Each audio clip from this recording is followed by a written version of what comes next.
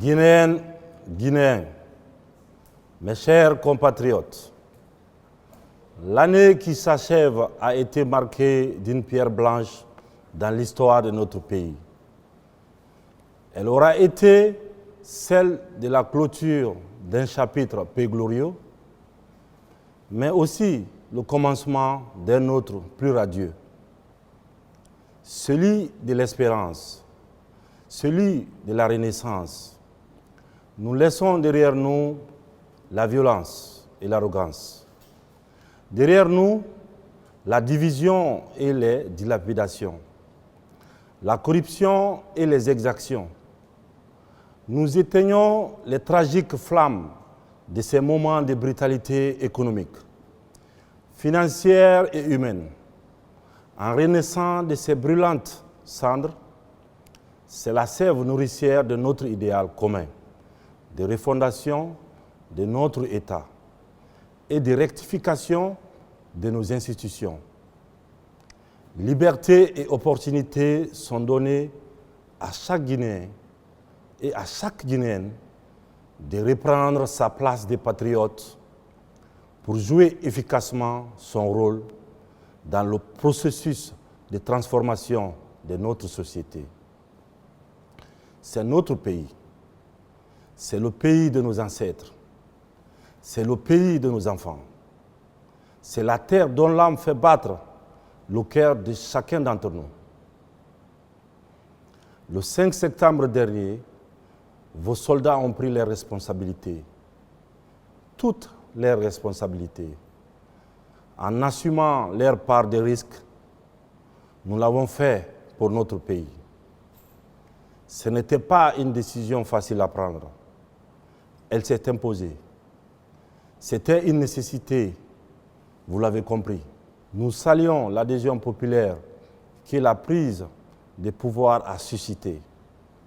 C'est le symbole de notre légitimité. Plus de 60 ans après notre indépendance, nous avons décidé de donner une nouvelle chance à notre pays. Nous avons dressé le constat de la situation d'impasse et des risques majeurs pour notre cohésion nationale. Il fallait agir. Nous avons estimé que le temps était enfin venu pour qu'ensemble, nous nous mettions en mouvement. L'état de fragilité de notre pays a été notre unique motivation. Une société gangrénée par le communautarisme et le tribalisme, parfois même la haine. Une cohésion nationale inexistante, une confiscation par quelques-uns des richesses de notre pays, une pauvreté galopante et une corruption endémique. La Guinée et les Guinéens étaient touchés dans leur âme. La fierté d'être Guinéen profondément ébranlée. La Guinée, notre pays, doit se faire avec tous ses fils et ensemble. Les sages et les religieux ont un grand rôle à jouer dans cette édification. La division et les propos haineux n'ont plus leur place dans ce chantier nouveau. Les prises de position religieuses, ethniques, régionalistes n'arrangent que ceux qui nourrissent des ambitions individuelles. J'en appelle au sens des responsabilités de tous les acteurs, notamment les sages et les religieux, pour œuvrer à la paix, à la réconciliation et au pardon durant cette période de transition. Mes chers compatriotes, la situation ne pouvait plus durer. Vous avez approuvé notre démarche. Vous continuez de l'approuver. Ce combat, vous vous êtes approprié. Ce combat, il n'est pas seulement le mien, il est le vôtre, il est le nôtre. Ensemble, nous le mènerons. À chacun de prendre ses responsabilités, toutes ses responsabilités. De multiples défis sont en effet devant nous. Des défis sécuritaires, dans un environnement sous-régional particulièrement menaçant. Des défis économiques pour enclencher enfin le cycle de notre développement. Nous devons nous concentrer sur l'essentiel, bien sûr, qui est nos besoins, afin de mieux profiter de nos richesses, au lieu de les dilapider. Nous devons instaurer la culture de la probité, et quelle que soit l'austérité qui en découlera. En ce début d'année, je souhaite partager avec vous notre vision. Le moment enfin est venu. Le moment de créer un véritable État, notre État. Le moment de refonder la nation, notre nation. La nation de nos rêves. La nation, c'est l'unité. C'est se projeter dans la construction d'un avenir commun. C'est un peuple qui se sent guinéen. Au-delà de ses origines, de ses ethnies, de ses particularismes régionaux. Ce sont les enfants d'un même pays qui se regardent en frères et sœurs, qui bannissent la haine et réapprennent à s'aimer. La nation, c'est cette conscience d'un destin partagé. C'est la capacité à se rassembler pour être plus fort encore.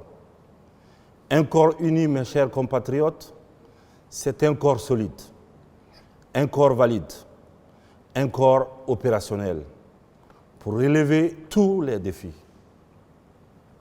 Je n'ai pas d'autre ambition que celle de la mission de rassemblement de la Guinée. Ce mot n'est pas vain. Ce n'est pas un artifice lexical dans le nom du CNRD. Mais comme tout passé, les lignes blanches sont parfois traversées de lettres rouges. Je comprends certaines frustrations, des incompréhensions face à certaines de nos décisions. J'en mesure la teneur. Croyez-moi, chacune de mes actions n'est guidée et ne sera guidée que pour la protection, la défense et l'unité de notre patrie. Nous venons de loin. Trop de larmes inutiles ont été versées. Trop de tragédies vaines, de discussions malsaines, d'intrigues politiciennes. Le moment de l'union sacrée est venu. Elle bâtira les solides fondations dont notre pays a besoin. Pour parvenir à des résultats probants, la nécessité pour nous de prendre des décisions fortes et courageuses s'impose, dans l'intérêt des Guinéennes et des Guinéens. Mes chers compatriotes, l'édification de notre pays impose deux choses, la réconciliation et la confiance en nos institutions. Nous fonderons une nation, mais nous créerons aussi un État. L'État qui s'impose comme le socle de la nation guinéenne. Un État inclusif et impartial, au service de tous, où nos fils et nos petits-fils vivront en harmonie. Nous bâtirons un État de droit, respectueux des règles et des procédures, avec une séparation des pouvoirs et une justice véritablement indépendante.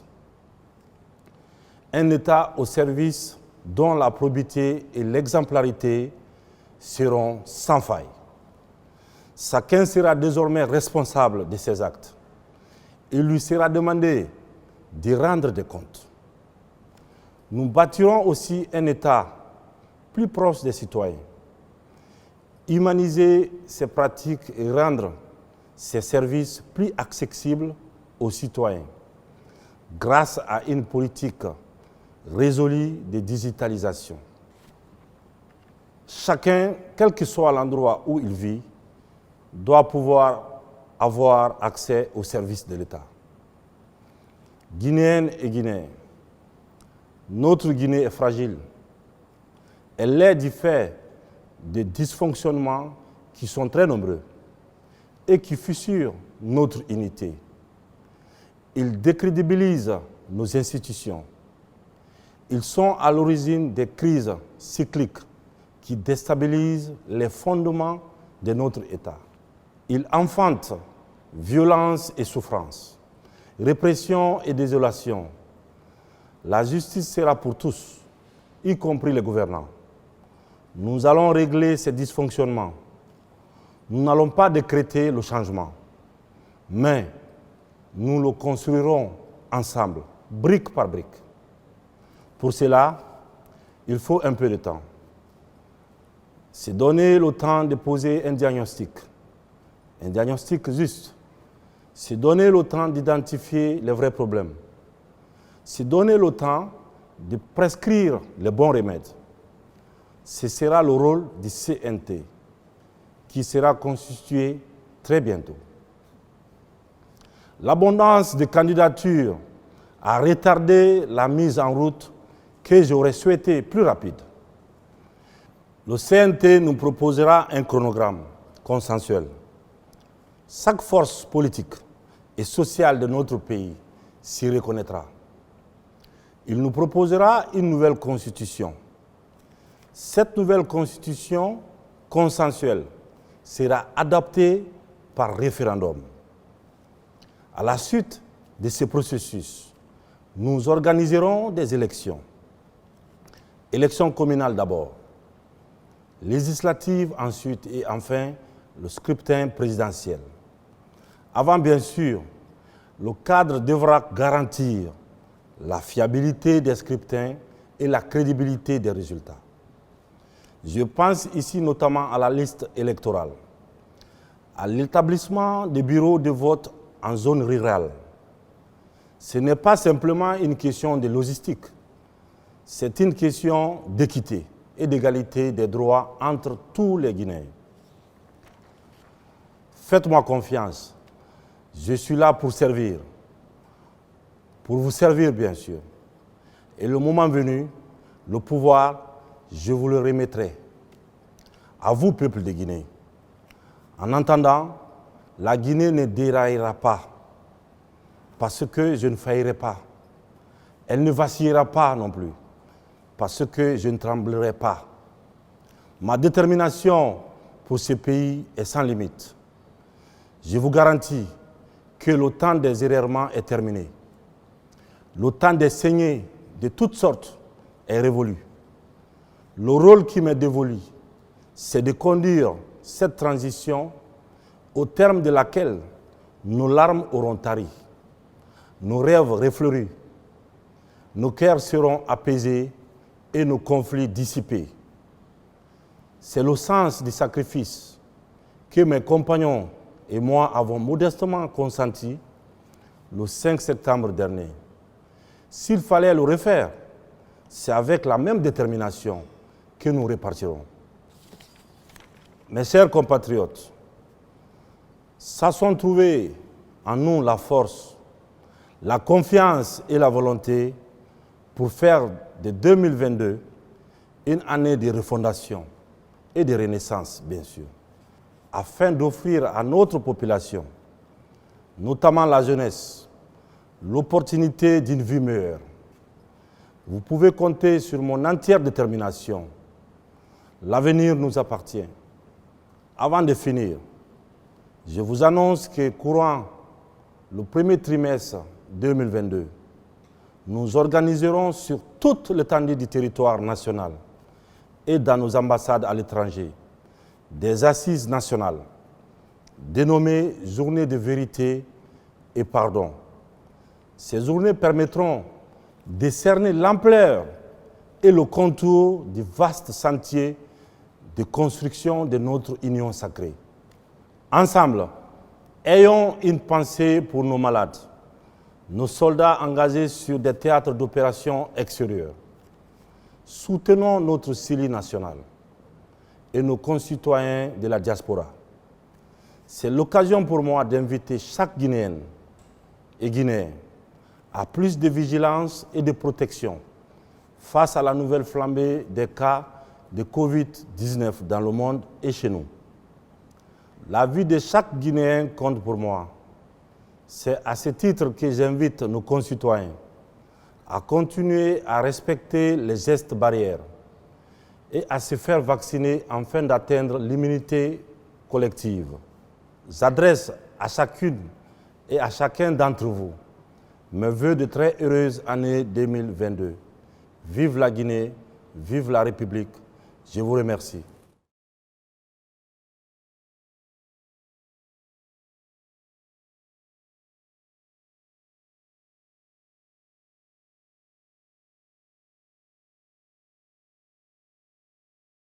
Yeah.